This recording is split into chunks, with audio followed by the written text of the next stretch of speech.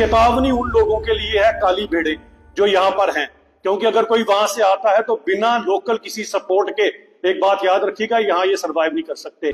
Mining mafia का साथ देना हो तो पुलिस तंत्र आपको नजर आएगा। नमस्कार, पवन एट 8 में आपका स्वागत है और आप देख रहे हैं द न्यूज रूम 24 आवाज।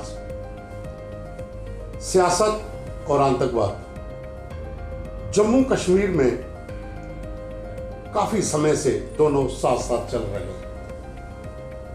आतंकियों का समर्थन करने वालों का समर्थन भी कुछ राजनीति से जुड़े लोग करते आए हैं। बात चाहे कश्मीर की हो, पूंछ की हो, राजौरी की हो, किश्तवाड़, डोडा, भद्रवाह, किसी भी इलाके की हो, यहाँ पर जितने भी OGW स्लीपर सेल हैं, अगर जब कभी उन्हें पकड़ा जाता है तो उनके समर्थन में कुछ राजनेता, कुछ आम लोग बाहर निकल आते हैं।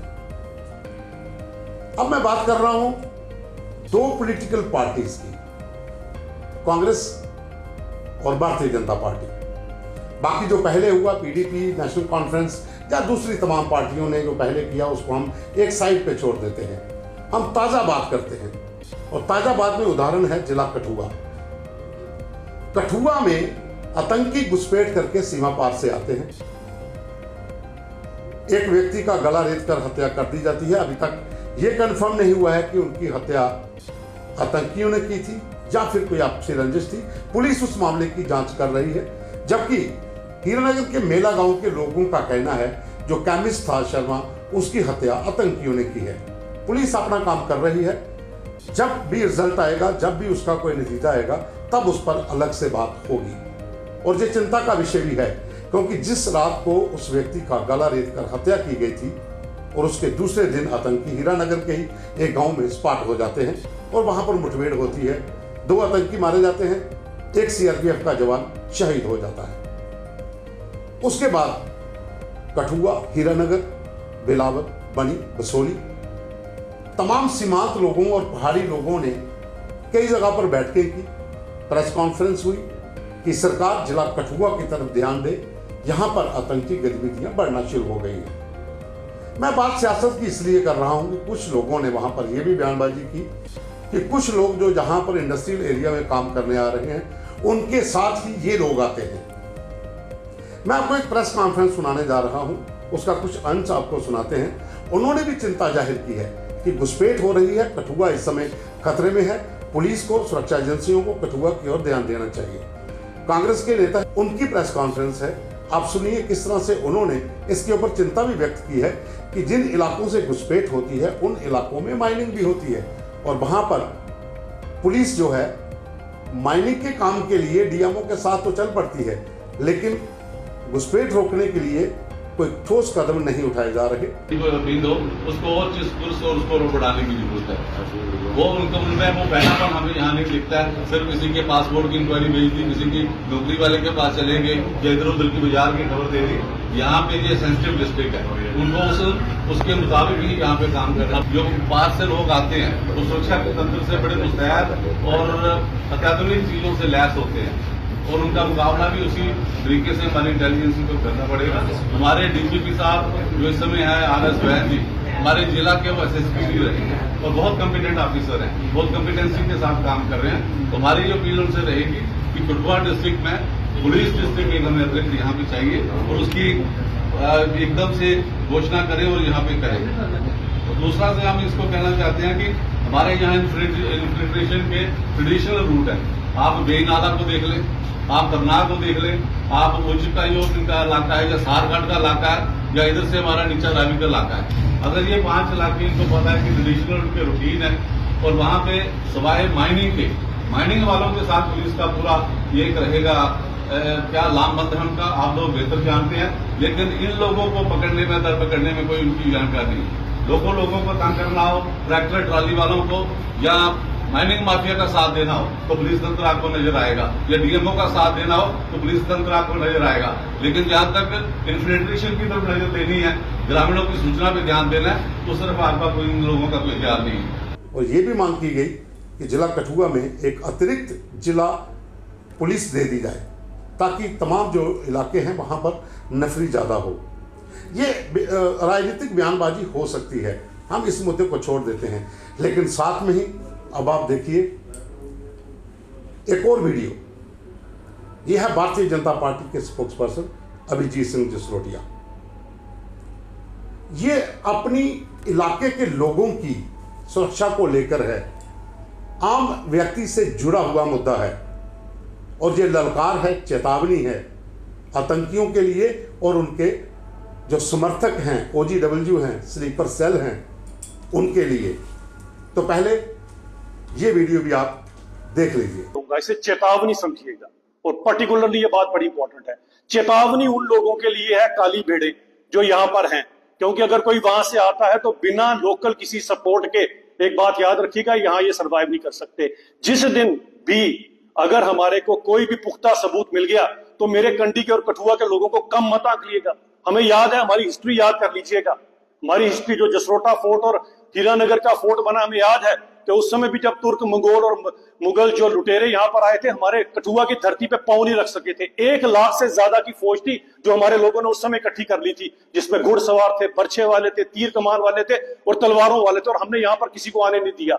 तो खासकर मैं काली भेड़ों को ये सचेत करना चाहता हूं। ऐसा नहीं है कि पता नहीं होता, पता सबको होता है, लेकिन उसका खमियाजा, उसका पूरा कुंभा भुगतेगा।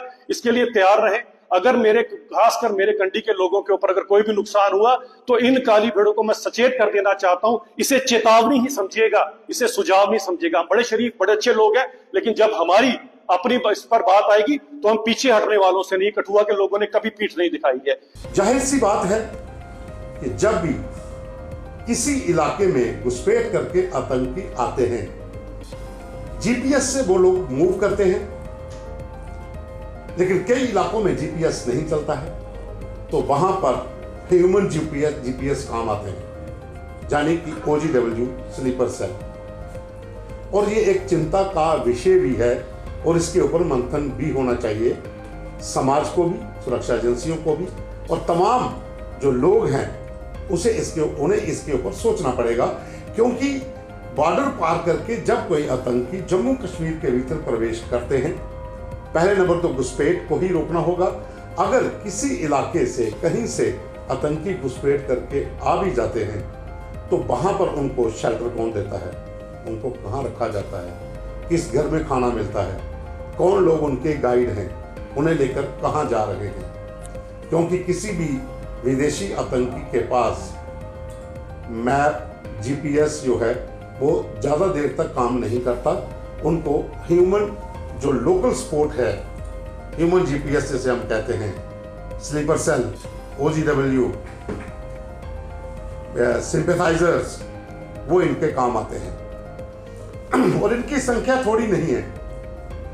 राजौरी, पुंछ से लेकर कश्मीर का पूरा इलाका और खास करके बॉर्डर बेल्ट, LOC और इंटरनेशनल बॉर्डर के साथ साथ के इलाके में बहुत से इनके सपोर्टर हैं।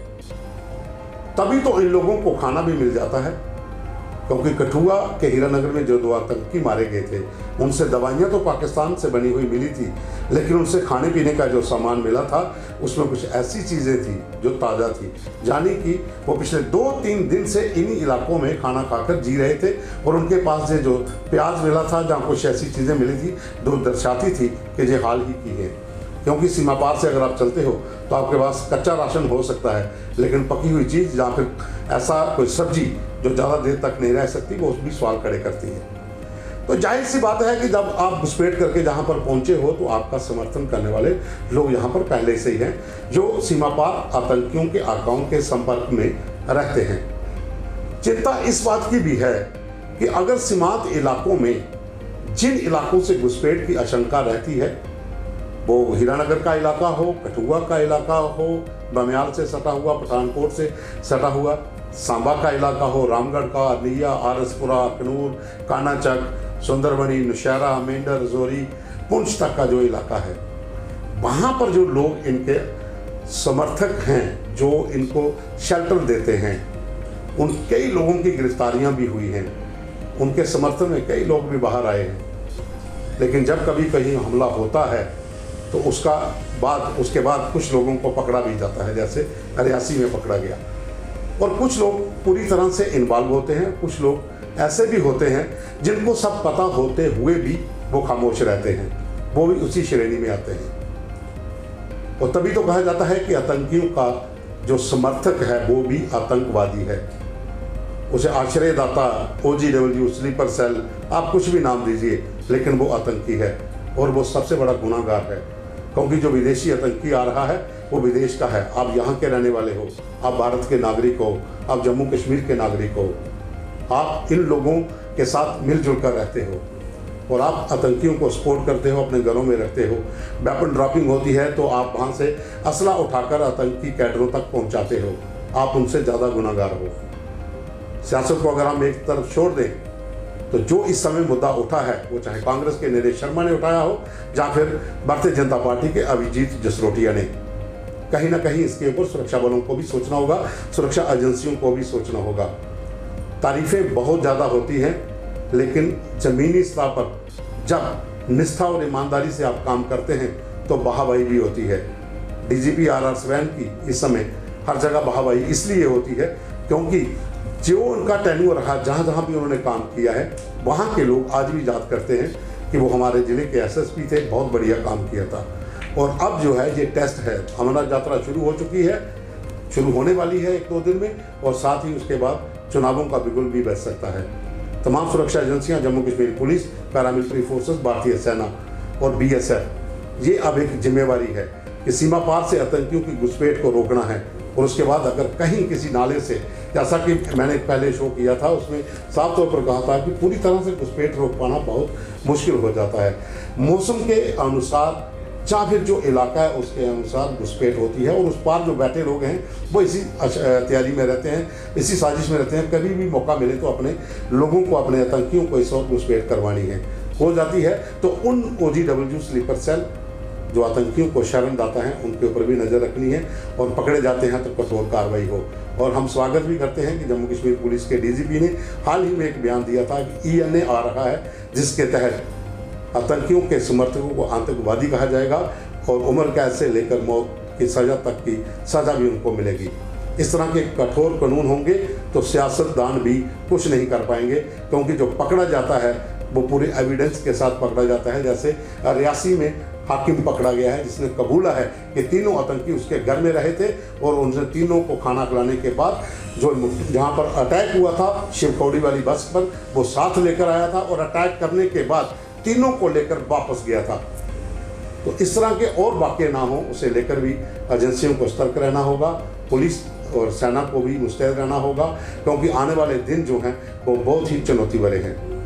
अभी के लिए बस इतना ही, धन्यवाद। लेकिन आप हमारे इस वीडियो को लाइक करें, अपने व्यूज़ भेजें, हमें ट्विटर पर, X जो है उस पर फॉलो करें, YouTube पर, Facebook पर हमें सहयोग करें।